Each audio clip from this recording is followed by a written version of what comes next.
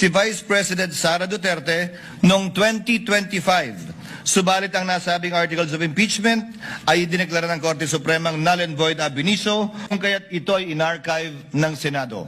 Siya ay muling na-impeach sa kasalukuyang taon at ngayon nahaharap sa paglilitis na ito. Ipinakikita lamang na maikling talaan ito na ang impeachment ay hindi isang pangkaraniwang kaganapan.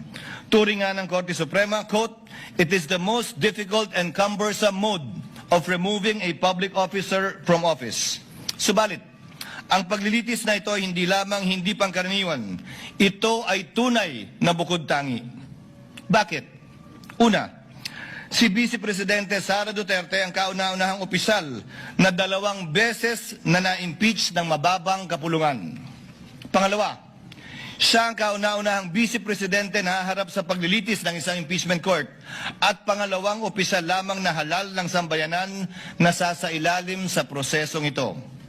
Pangatlo, siya ay hinahalal ng may pinakamalaking mandatong pinagkaloob ng sambayanang Pilipino sa sinumang kandidato sa ating kasaysayan. Mahigit 32 milyon o 61% ng kabuuang boto para sa ikalawang Pangulo. Pang-apat, ang articles of impeachment laban sa kanya ay inendorso ng 277 na miyembro na kumakatawan sa ating mga mamamayan mula sa iba't ibang distrito at sektor at ng ating bansa. Nakatumbas ay mahigit 80% ng kabuuan ng Kamara de Representantes. Terminating an elected mandate before the end of its term is among the most drastic acts our constitutional democracy can undertake.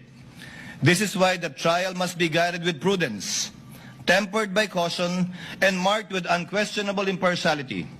We must avoid even the appearance of impropriety and observe the cold neutrality of an impartial judge at all times. May I therefore caution my fellow senator judges, the prosecutors, the respondent and their respective counsels and witnesses to refrain from making any comments and disclosures to the public pertaining to the merits of this trial as mandated by the impeachment rules itself. Let us heed the words of the Supreme Court that said, "Impeachment is not a chance to settle political scores. It is not a stage for political theater or personal attacks, because when the focus shifts to the person rather than the alleged wrongdoing, the process loses its integrity." As presiding officer, I shall do my part to uphold the fairness and integrity of this process and shall see it through to its proper conclusion. At this point, I would like to thank my colleagues for their trust and confidence. I did not seek nor did I ask for this responsibility, but neither will I shirk from fulfilling this duty without fear or favor.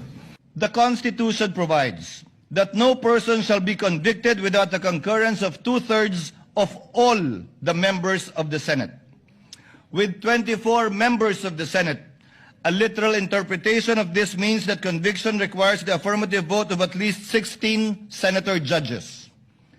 This literal interpretation finds direct support in the 2000 case of Bayan versus Zamora, which concerned the Senate's compliance with the 2/3 vote required to concur in a treaty. Despite having only 23 incumbent senators at that time, then Senator Gloria Macapagal Arroyo was elected as Vice President, therefore there were only 23 senators. The court held the charter provides that the Senate shall be composed of 24 senators.